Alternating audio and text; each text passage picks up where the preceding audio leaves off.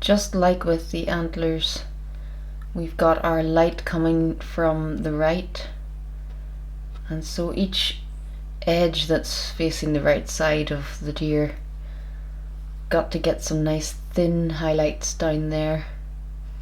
Just adding a little line of highlight down the side of the ear.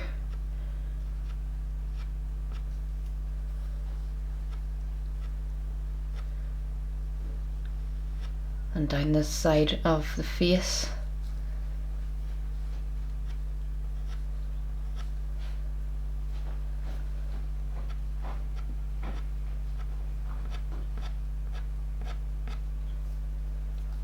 And really all the way down this side of the deer, I aim to get lovely bright oranges and colours that will really contrast with the background at this point.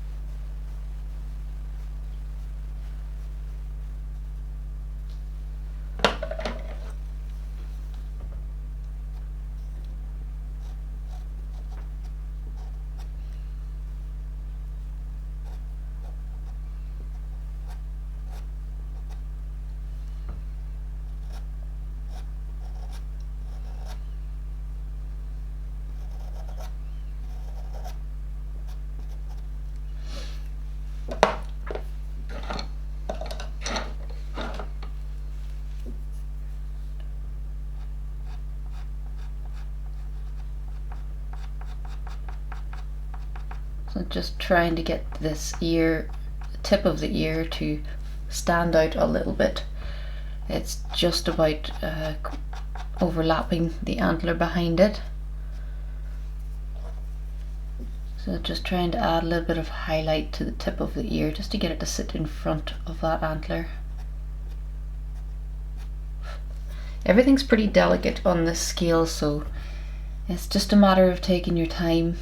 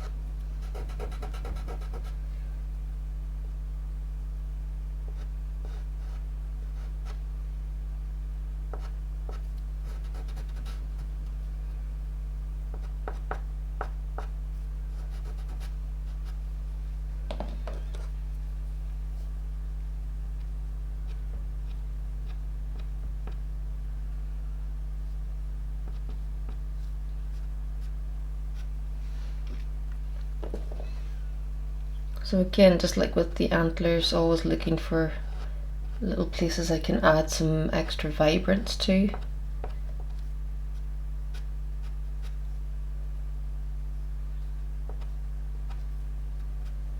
Really wanting to try and keep that colour palette from the background continuing through the whole deer and the antlers. So whatever you've done with your background, make sure that you try to use some of the colours within the fur of the deer, or some part of the deer.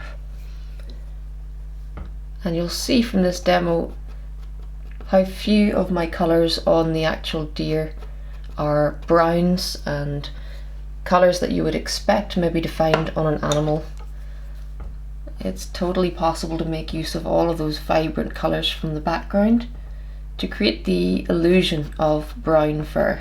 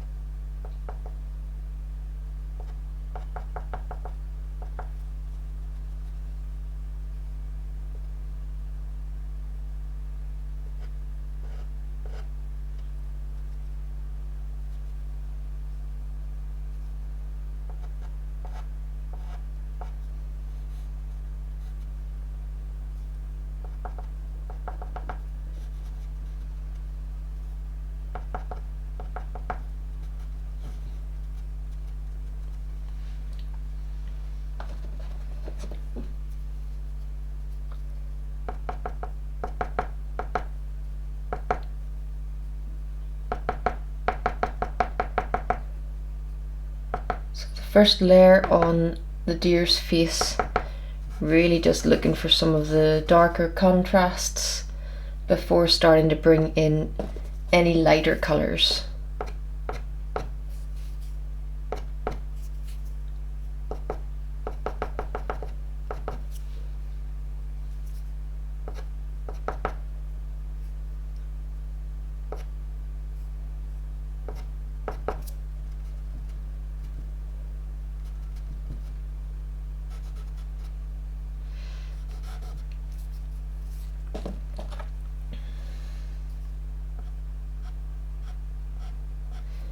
And of course that one eye itself is going to be quite fiddly, quite tricky on this scale, and I will be making use of some pastel pencil for that. But I'll try and get a little bit more of the texture of the face built up before I work on any details like the eyes.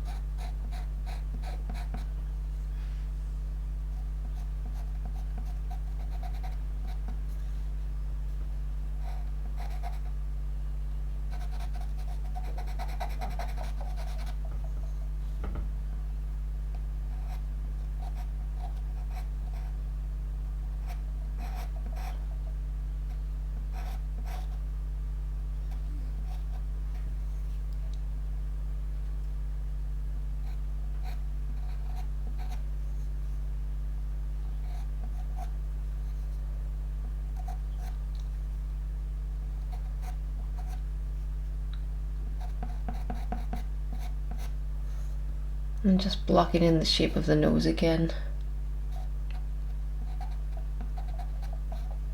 It's a pretty dark part of the face, so it just helps me to get some of those dark areas in early.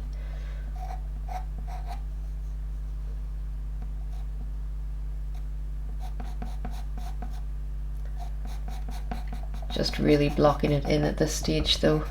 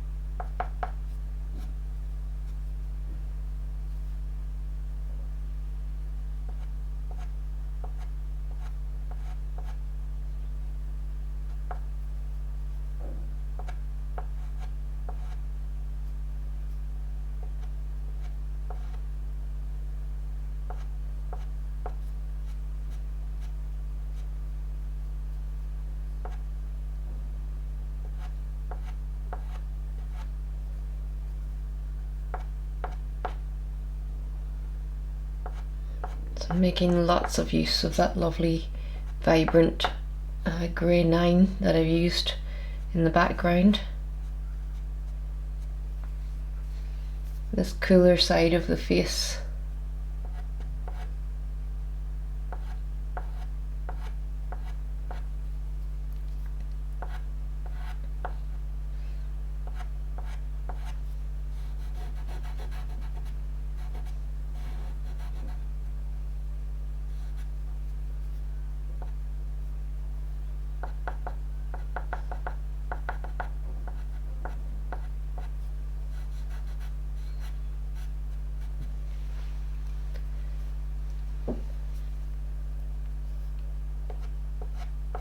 And of course, on this scale of a face, you're not really able to think about individual hairs.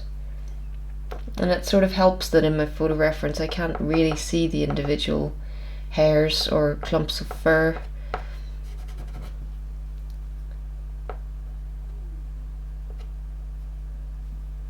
So I've got to just go for the shapes that I can see, lay in the right colours, and hope that when you stand back from it you get an impression of the texture of the fur as well.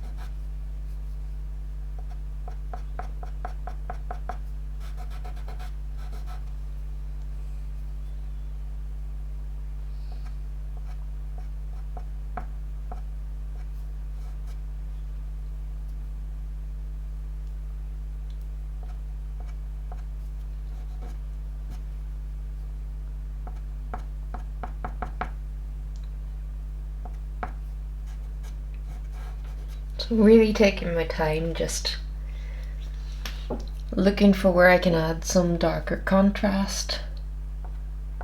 Key is taking my time though, because on this scale you can quickly make some wrong marks and fill the paper. So it's good just to work slowly, consider your marks, don't try to rush.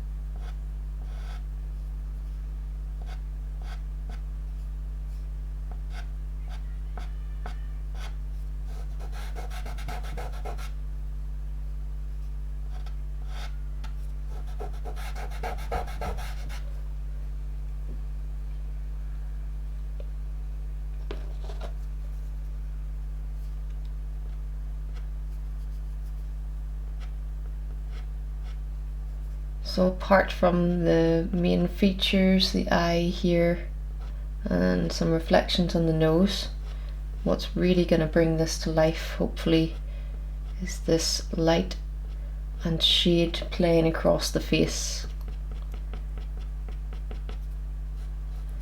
If I can separate those areas of light and shade using my colours, then I really shouldn't have to go into much detail to make it look real.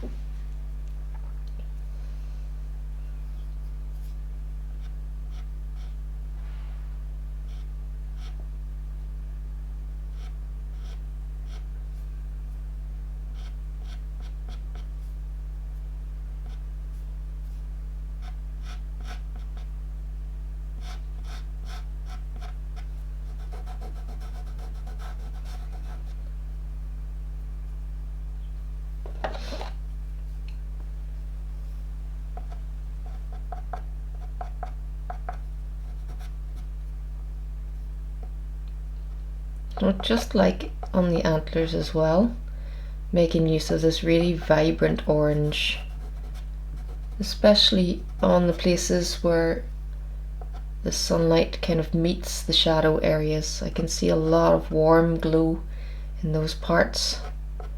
May not be exactly this orange that I'm seeing, but it's this orange that I want to try and bring in from my background. So you can easily substitute colours, push colours in a different direction than what you're seeing in the photo reference.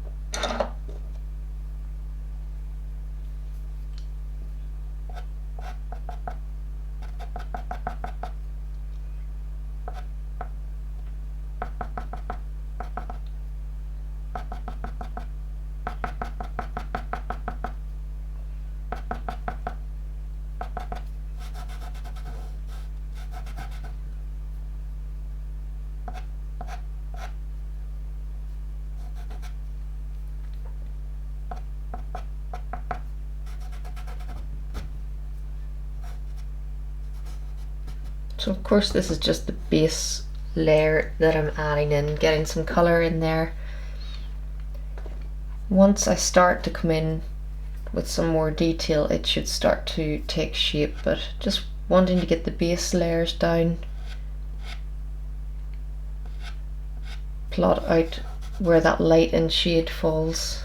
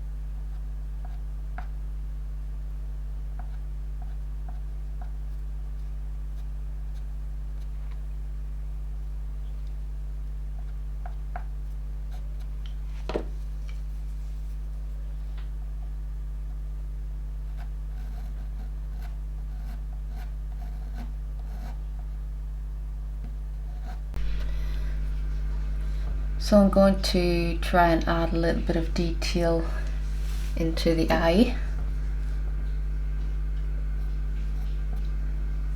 And it's such a small scale, this eye, so I've got my pastel pencils sharpened pretty sharp just for doing the outline of the eye here.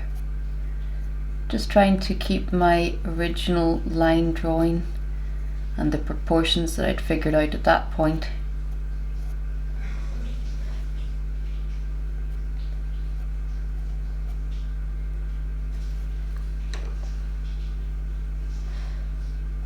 And I think I need a new brown pencil. Really getting the last little bit out of this brown.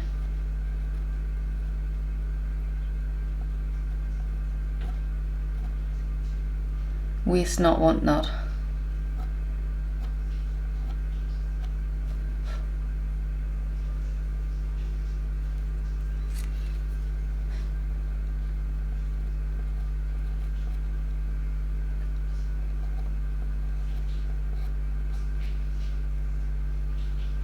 So yeah, there's really only so much I can do with the eye. Just gotta try and get the outline of it nice and accurate. Get some nice vibrant colours around the edges.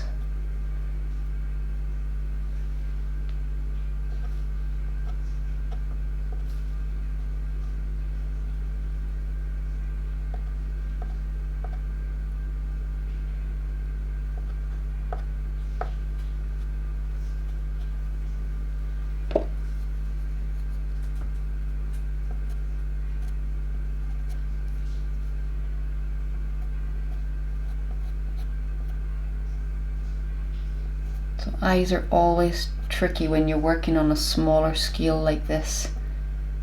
We're so used to working on lovely big detailed faces when we're doing pet portraits a lot of the time. But if you want to paint wildlife, and maybe you want to paint wildlife in their natural habitat, then you've really got to try and get to grips with painting smaller subject matters, possibly within a larger scene.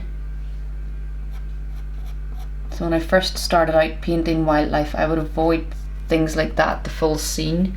I would always go for a close-up of an animal, something that I was a bit more comfortable with. But I always really liked the paintings that show you the habitat of the animal, put them in an actual place, make a scene out of it.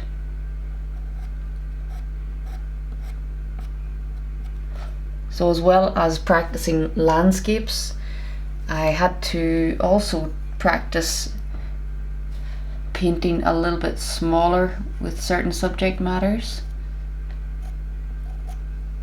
So the face of this deer is actually a little bit bigger than I normally paint them within a bigger painting. By the time you get the full body in, and perhaps a whole scene around the deer,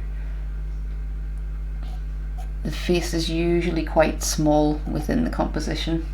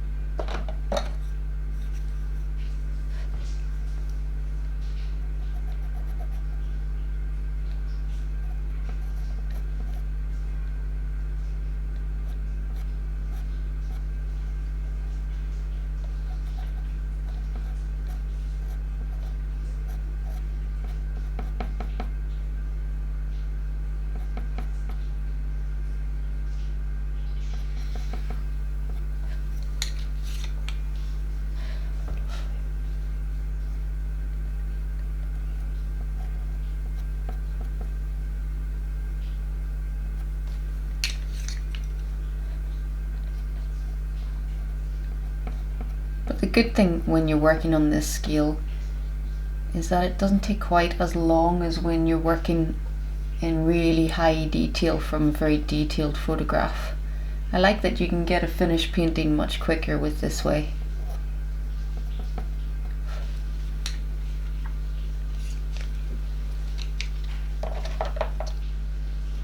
So because this eye is so small, I'm going to do the reflections with pastel pencil as well.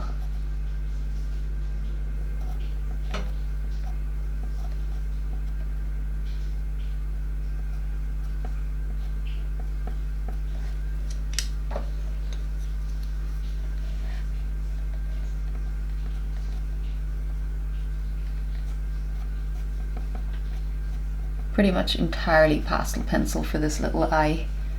So if you have a range of colours of pastel pencil, you'll definitely need them for this part.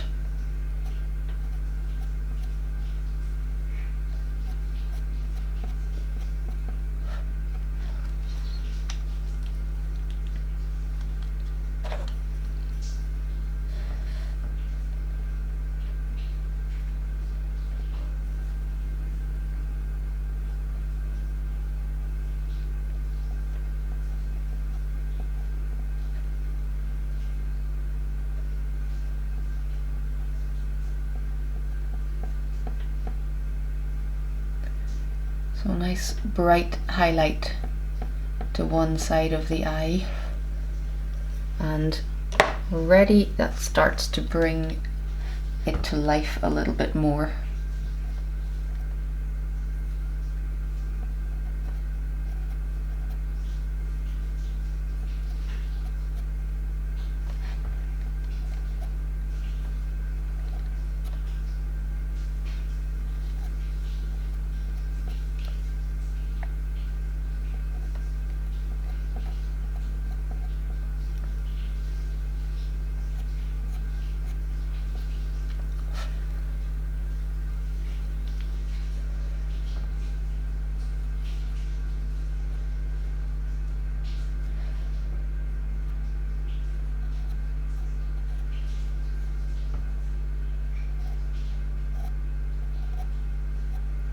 So it really doesn't take too much detail in the eye just to add some life in there. It's not a part of the painting that I'm going to fiddle with for too long because it's so tiny. It's much more important to me to get the rest of the contrasts nicely. As long as I've got that eye in and looking in the right direction, I'm happy.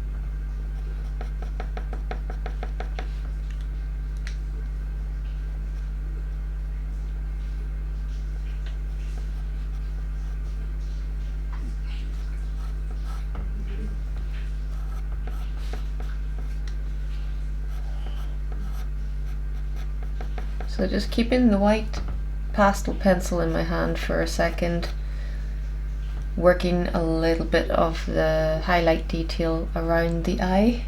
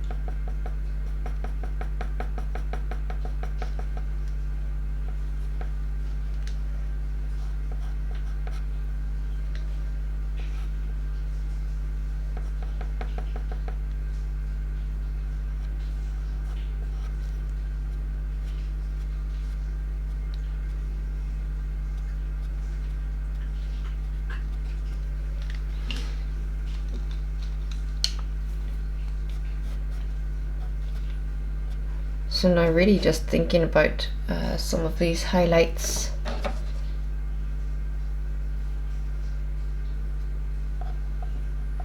Down this side of the face.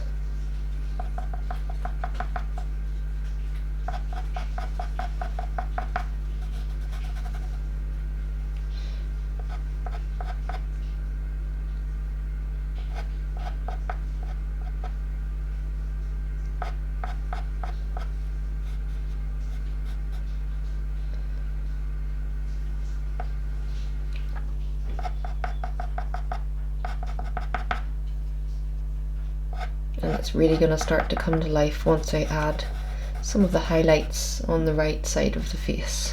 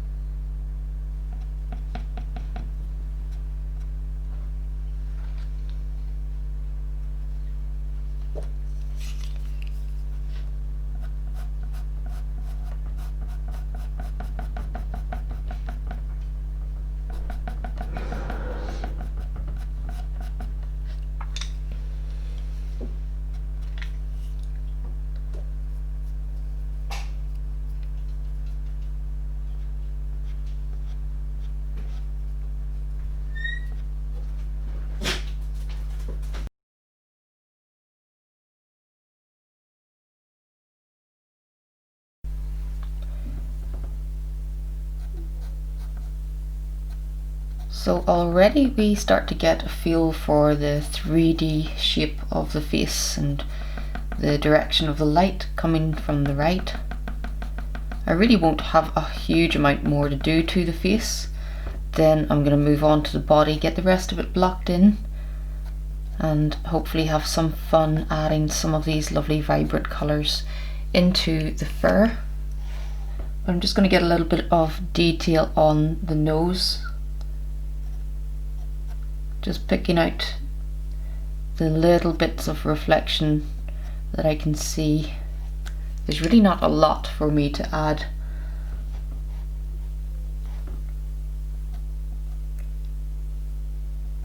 Just trying to get that brighter reflection around the right nostril.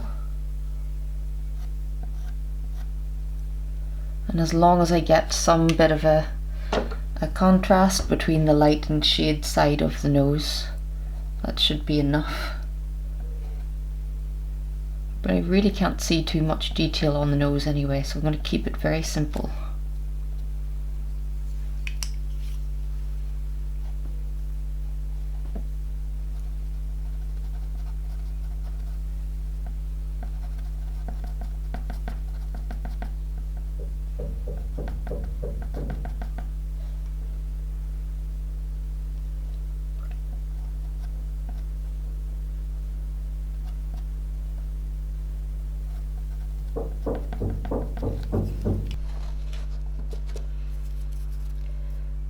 Okay, so I'm now going to work on at some of the rest of the body, just get especially the darker areas over in the shadow side, just get some layers blocked in.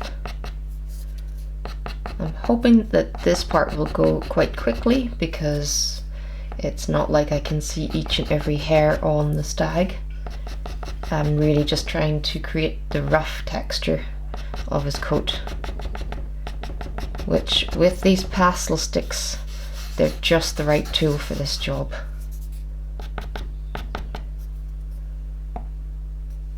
So it's important for me to get some of the darker shadows in under the chin.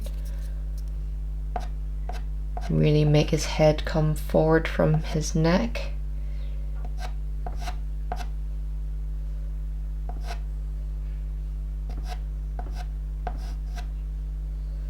And of course I've still got quite a lot of highlighting to do on that right side of his face, but I'm going to work on and get the rest of him blocked in, and then I can start really working the whole deer together and start bringing in some of those nice vibrant colours through his coat.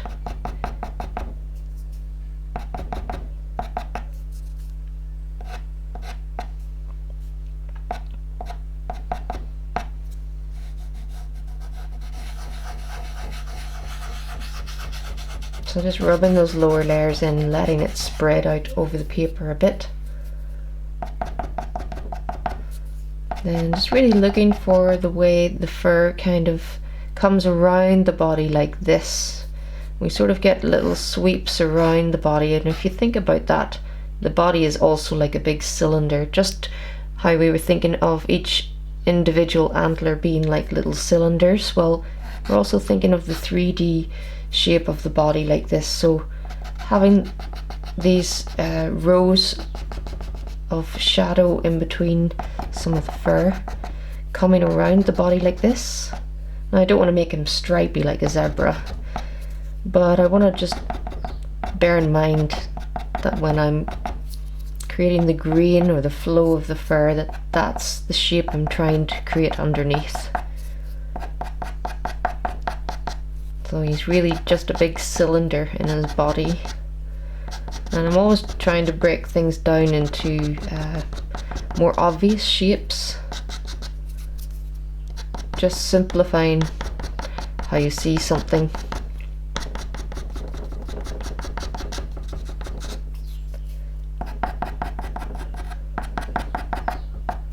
And I don't fill in the whole body of the animal just with one colour.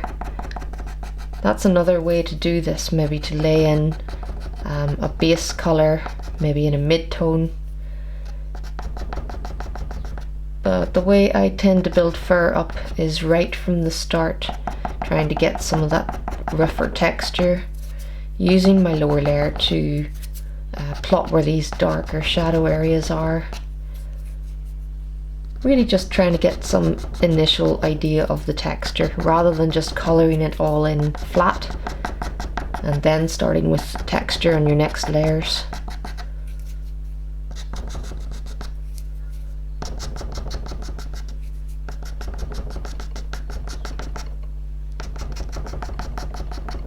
So being really rough and quick with that. And then I'll give it a good rub into the paper, just help some of that pigment spread out over the paper a little bit.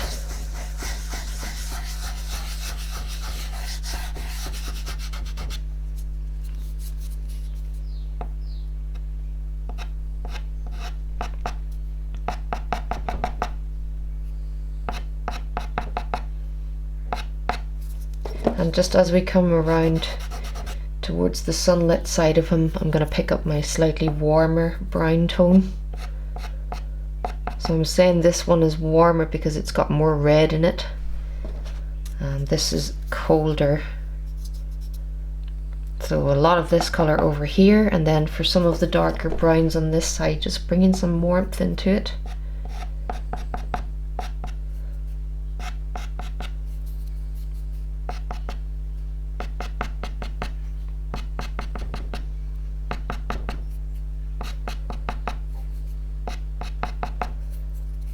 I really don't have to be too particular, too fussy at this stage. Just trying to get a bit of texture in and start to cover the surface of the paper a little bit.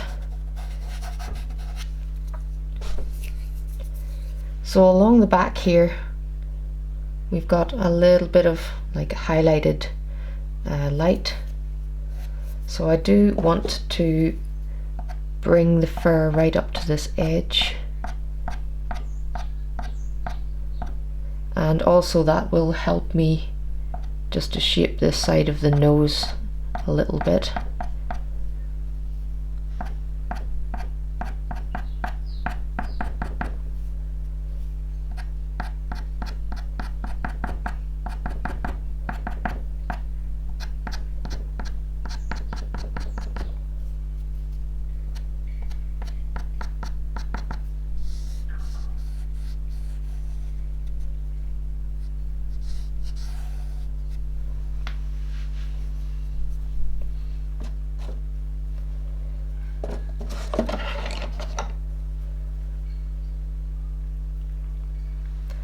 And I'm going to try and make use of some of my really vibrant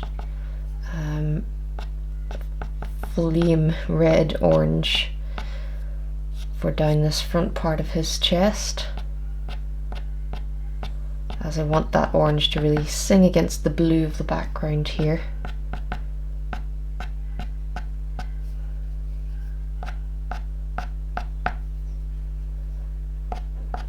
So you can see that I'm definitely exaggerating the colours that I can see in the photo reference.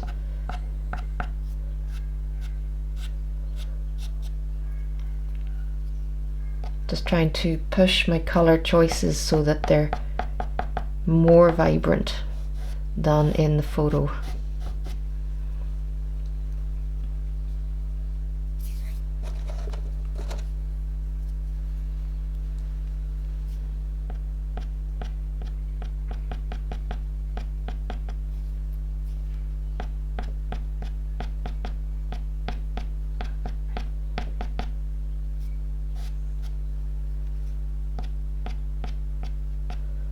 So using this lighter brown earth tone, like a very light orange brown earth, and just letting some of those really vibrant orange marks shine through.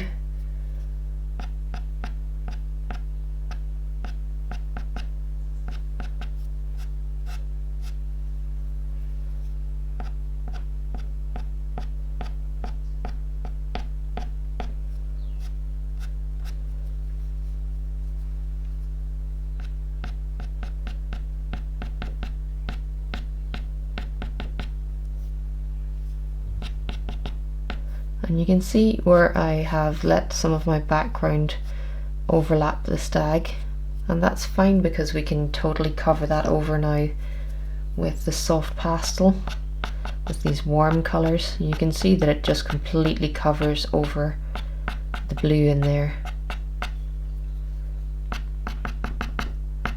So try to trust that if you're using good quality pastels and you're using a good pastel paper that allows you to add several layers of pastel,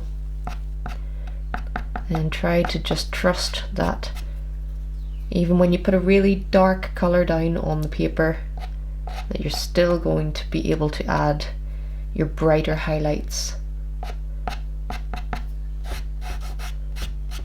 And I think a lot of people have had that experience with pastel, where you've perhaps got some cheaper grade pastels and just some regular drawing paper, and as soon as you start to apply any pigment and try to blend or move it around, it just goes everywhere. It's just a real mess to work with, and that's the complete opposite of what you get with this type of paper and higher quality pastel.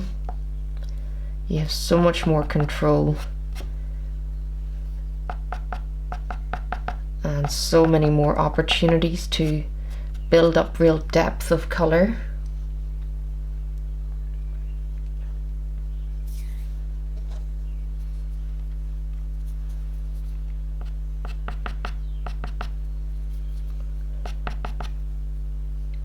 So there are a couple of areas in the coat where I may bring in a little bit of black, but it will be minimal. I'm going to try and keep this as colourful as possible, even in the darkest areas. So I've got dark browns, dark purples, I want as much as possible to avoid the black. I've used it in the nose and the eyes though, so I probably will bring in a little bit just in the very darkest shadows around this part of his chest.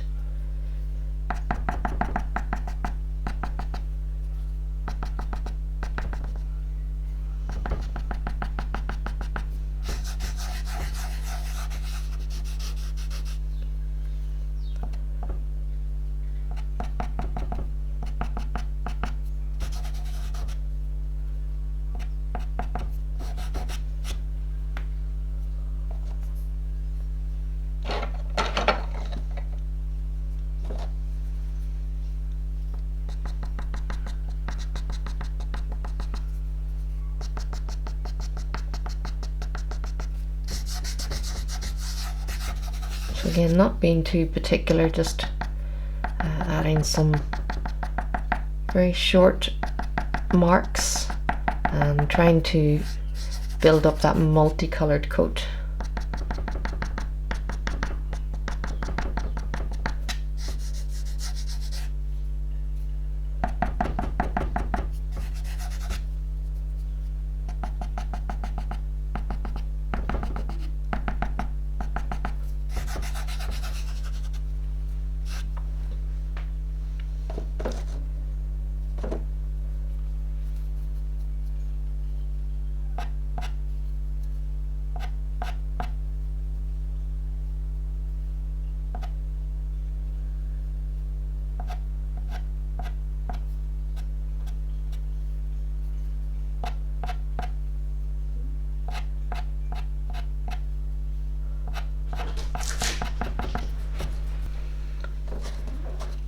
Well, thank goodness I stopped filming for a moment there. I've the dogs to thank for that one, and it made me realise that my camera or my tripod was somehow slipping around to the side. So apologies for that, you were missing a little bit of the body of the deer there. Those are just the perils of trying to focus on making a demo, but also trying to be an audio engineer and a camera person, and yep, it's not straightforward sometimes, and some days things just seem to go against you, but thankfully I caught that one quickly. Otherwise I would have been very, very annoyed by the end of the deer. So we're back on track again.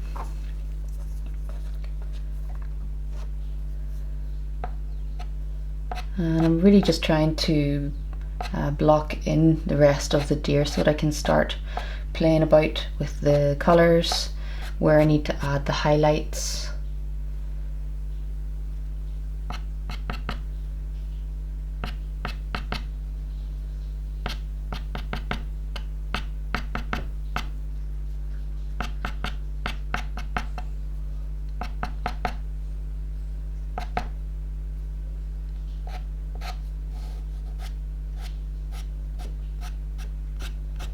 And the nice thing about painting wildlife is the fact that you don't have to worry about getting an exact likeness. It's very different from when I'm painting portraits. I really feel I've got to be a bit more true to the photo reference that I'm working from, because the whole point of the commission usually is to get a likeness of someone. But when it's wildlife, well, no one really knows this deer. Only I was there when I took the photo, so as long as you get the anatomy pretty correct, as long as anything doesn't look really glaringly wrong, you can really take a few artistic liberties.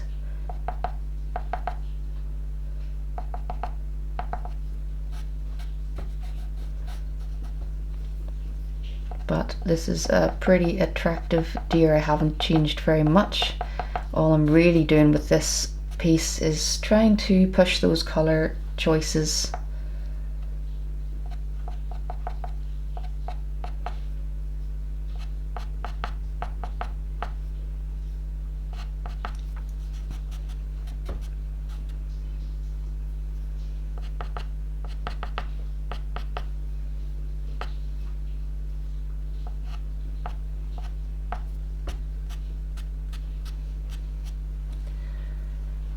And really, apart from the work around the antlers and the eyes and the nose, that will be pretty much all the soft, or all the pencil I'll use. The rest of it will all be the soft sticks. It's the lovely marks that you get from these sticks that I'm relying on now for the texture of the fur. There's enough randomness in the type of mark that I get from the stick. I've got so much more control with the pencil, but that's not always what I want. So in this case, I'm really using the soft stick really to create the shapes of my marks.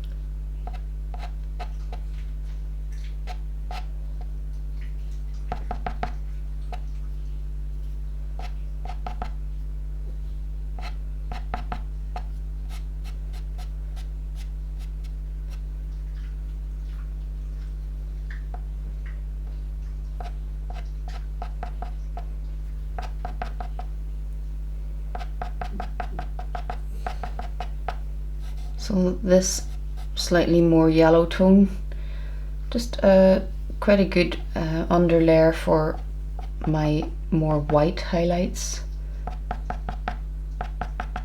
Just want to keep that warm glow on this part of the mane.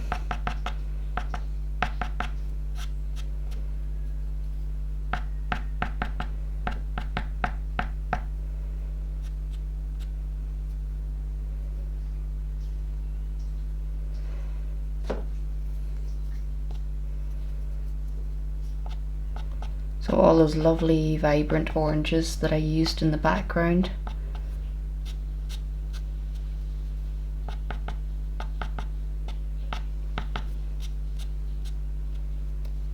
Just finding some nice little areas to add some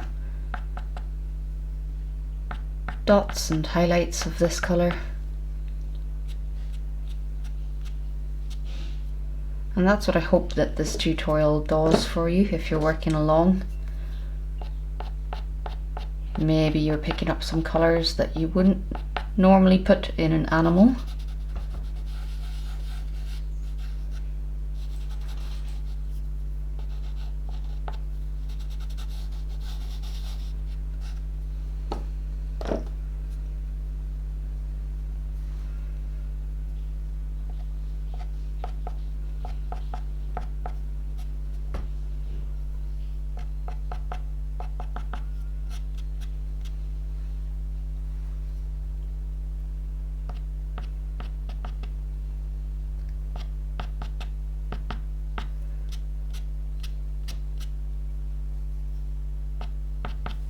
So it really doesn't take that many layers before fur starts to look quite thick and luscious. It doesn't take that many layers. But I do think the more colour and layers of colour that you can add in there, the thicker it makes it seem.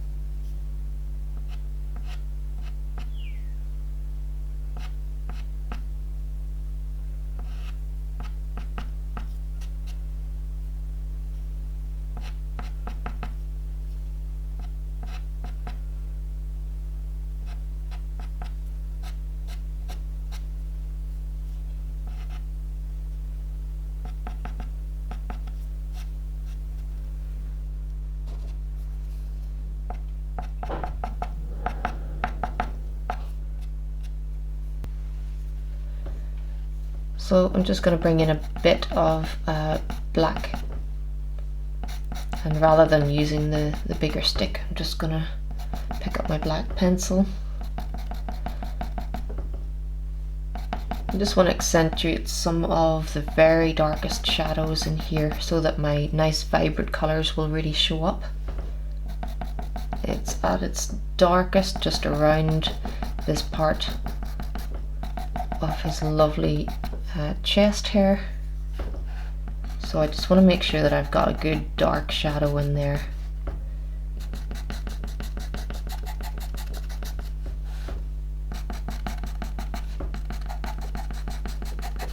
So don't be afraid to go really dark on your first layers in some cases.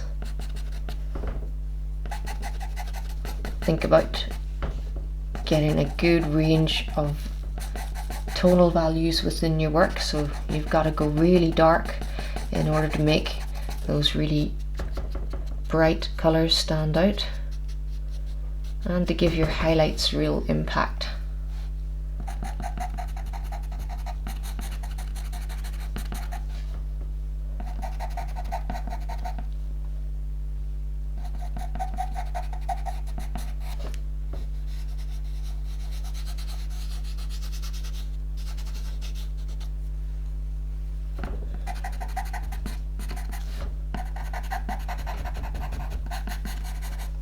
It really doesn't have to be neat even at this stage. It's really the mid-tones and my highlights where I start to add a bit of, well, a little bit of flair to the marks, really thinking about the shape and how it's going to represent the fur.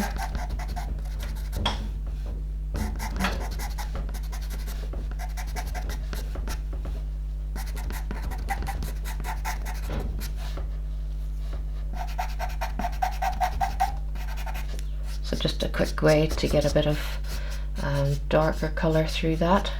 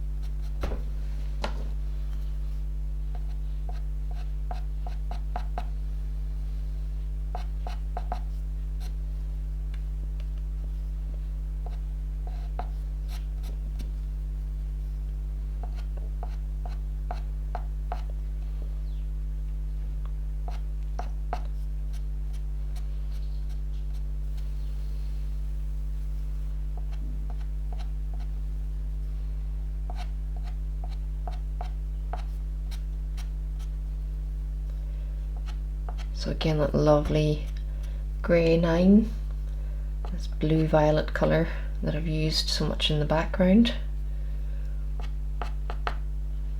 And it makes sense that if this colour was all around the deer in the background, that it would be reflecting off the deer too.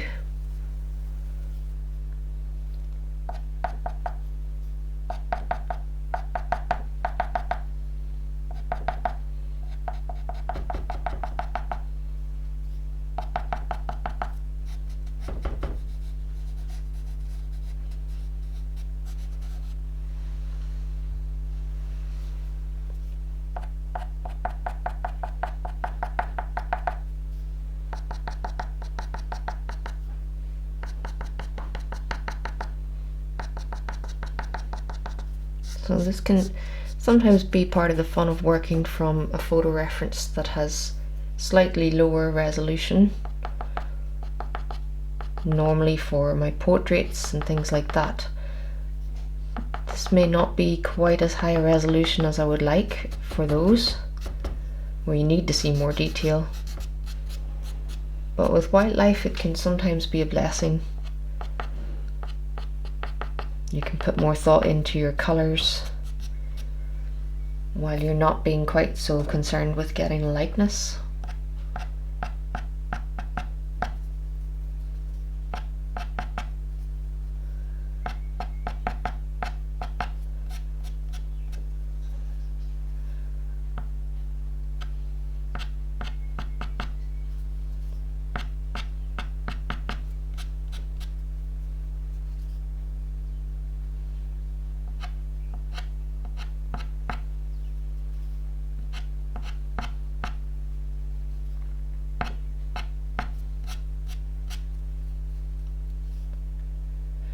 and really just analysing how far to come around this part of the deer with my highlight colours.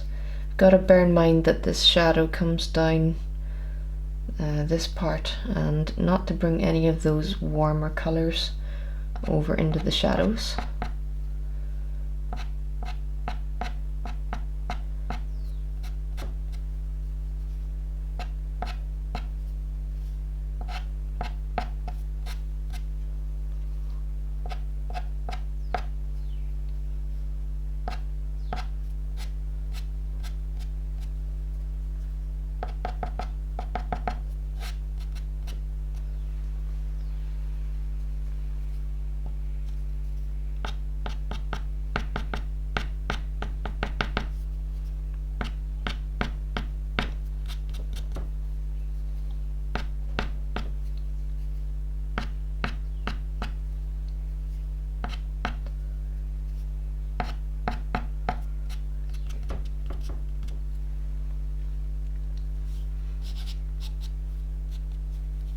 And make sure that you take some space and go back from your painting every so often.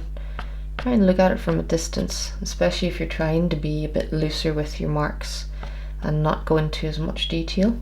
Make sure that you get a bit of distance and have a look. I keep sitting back from this, trying to see it.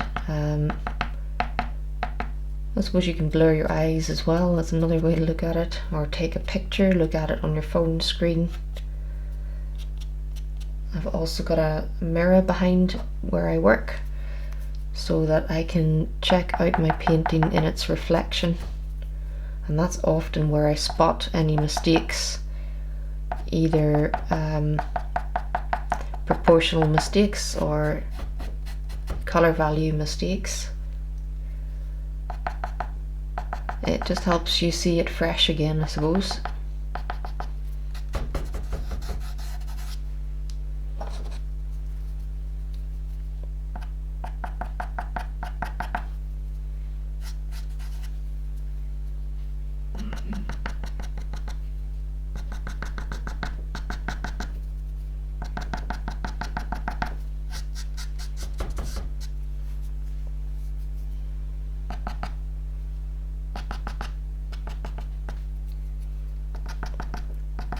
And of course, for the fur on the shadow side, you don't want to add just cold colours, otherwise that's exactly how it will look. It's still a warm brown animal. So I am adding some warmth through this part of the coat as well. But it's when you dapple some of that cooler shadow tone through this then that it really starts to give the effect. And of course, with the Pastelmat paper, just always softening my marks into the paper. It's good if you can sort of do that along with the grain or the flow of the fur.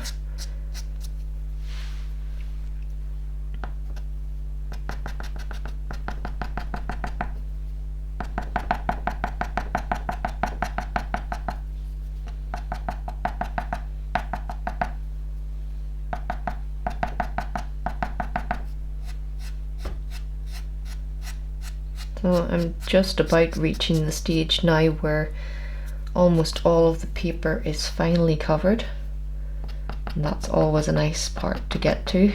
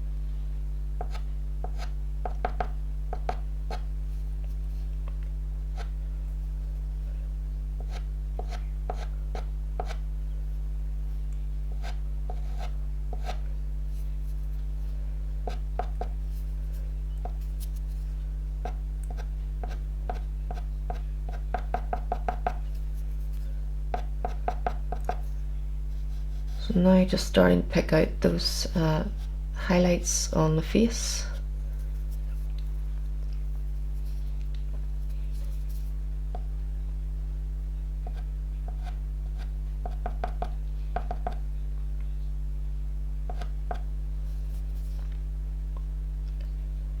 I really don't want to lose too much of the warmth on this side of the face, so I don't want to overdo it with the highlights. Sometimes you've got some lovely colours in your mid-tones and then you bring the highlights in and sort of lose all of that. So I'm aiming to keep some of those nice vibrant colours in there and the warmth from the yellows.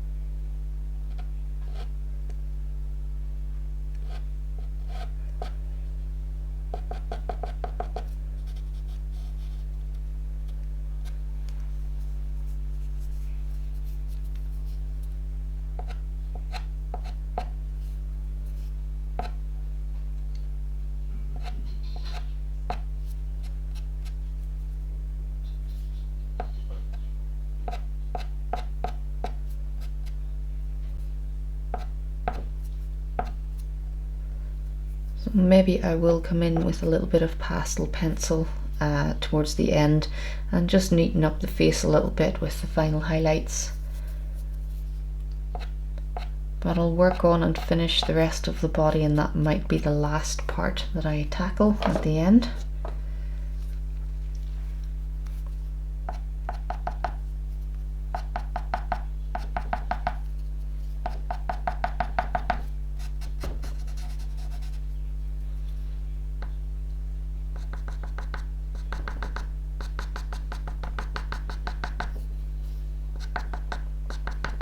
So with any wild animal, especially when you're painting their fur, you gotta try and be a little bit less uniformed, a bit less predictable with the marks that you make.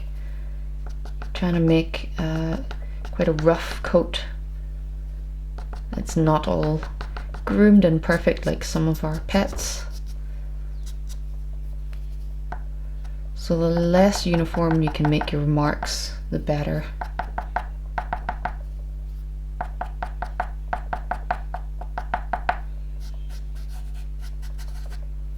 And don't forget that you're fanning them around the cylindrical shape of the stag's body here.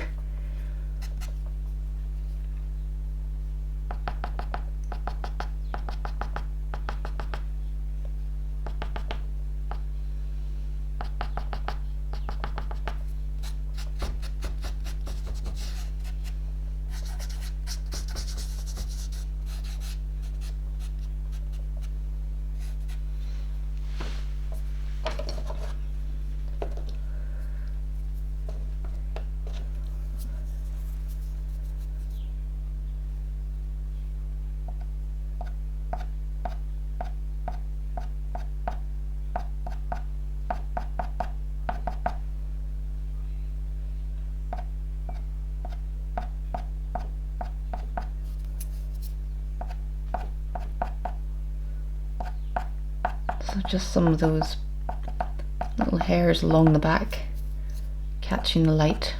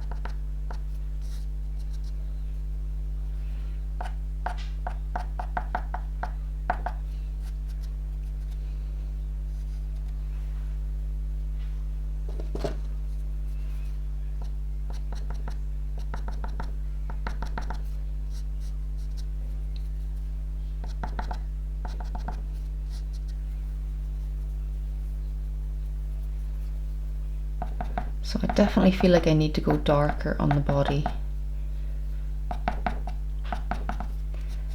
On this shadow side, just to create that extra contrast between the two sides. And it's not a problem to come in again with some of the dark tones.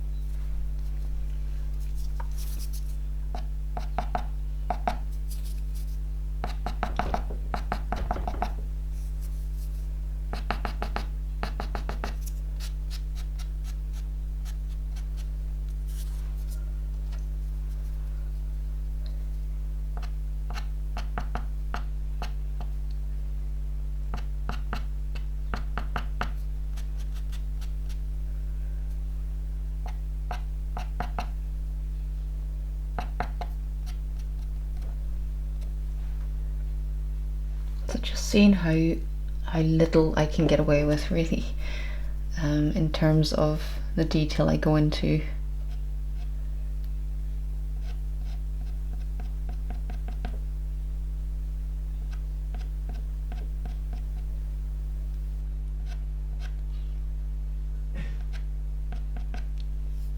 And even in terms of pet portraits, quite often if a client is getting the full dog painted, you're often left with quite a small face within the composition. So this is a really useful exercise, just trying to pick out the most important information.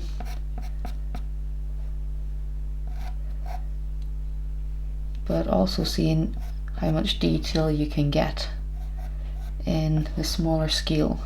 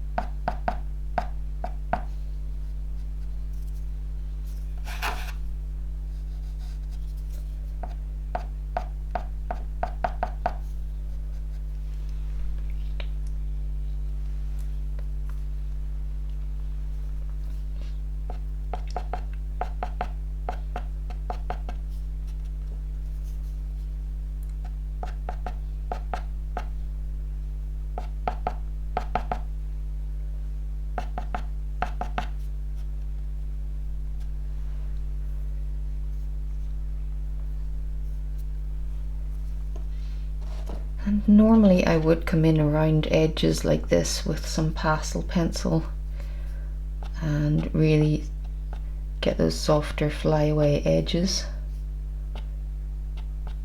But in this case I don't think I'm going to. I really like the vibrance of these colours around the edges just coming out over my background.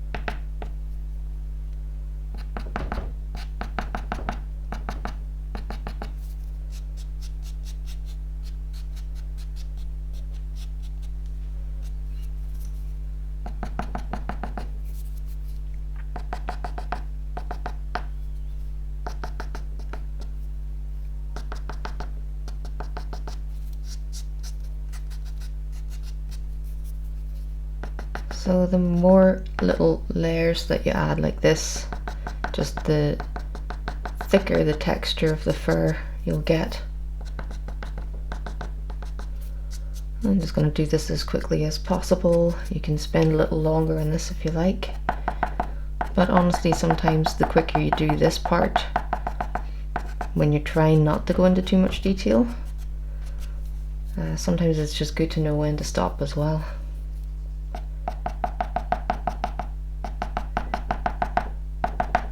But you can see that the more little random marks that I add over this, the more natural it starts to look, and that's really what I want.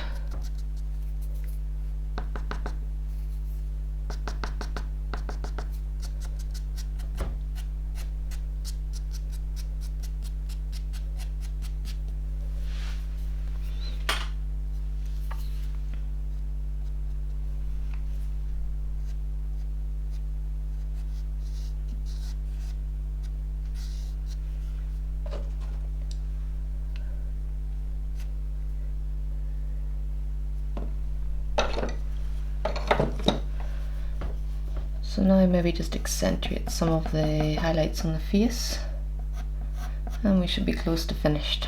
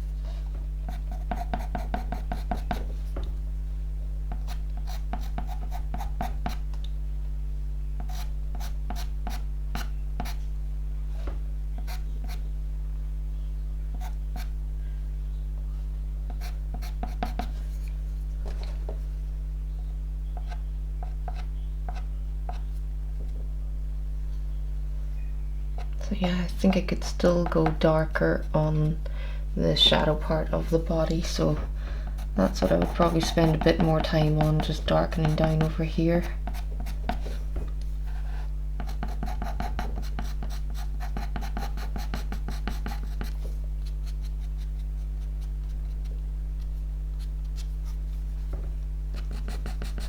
And I think in particular down at this bottom corner here, just to really help his chest, the front of his chest that's hitting the light, really stand out.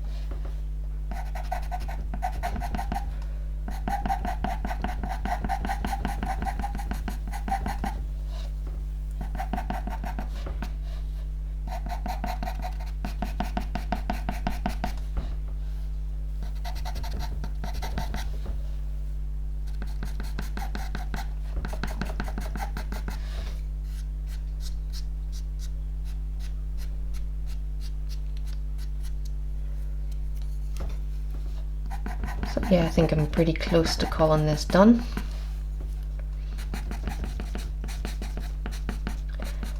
And I hope that if anything, if you've painted along with me, something that you'll have taken from this is just how fun pastel can be to work with when you're trying to push your colour values. Try to be braver with your colour choices. And I really look forward to seeing what some of you come up with, and be interested to see if you can change the background, come up with different colour palettes for this same deer. So I really encourage you to get experimental with your colour choices. But if you want to try and work along with me, it's a great experiment too. Just following my colour choices can really help you to see more yourself next time.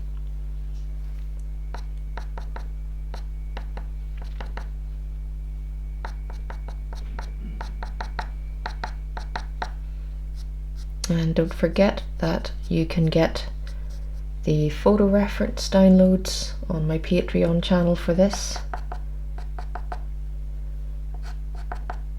and also the full tutorial that I filmed on just the background of this. That's also available on my Patreon channel, but I'll add links to all of that in the description below.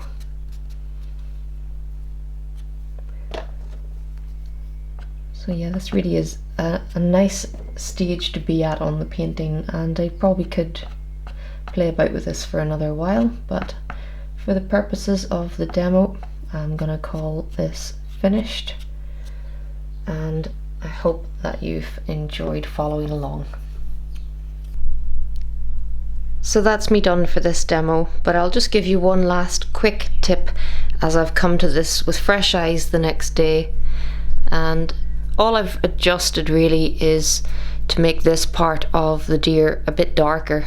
I've added a bit more black on this part of the body just to really accentuate the contrast between this shadow area and the brightness over here. So when I looked at it the next day, I really felt I could go darker in here, and for that I really just used my black Faber Castell stick. You can also use your black pencil as we were doing throughout, and then also coming back in with some more deep purples and really just adding some more dark contrast to this area. And I think that's me finished. I really hope that you guys have enjoyed working along with me. If you have enjoyed this, then please do make sure that you've subscribed here on YouTube to get all my future free content like this. And if you like my style of teaching, then please do consider checking me out on Patreon. I'll add links in the description below. And it's really the support from the guys over there that's making all of these videos possible. So thanks to all my patrons for your continued support. But until next time, happy pasteling.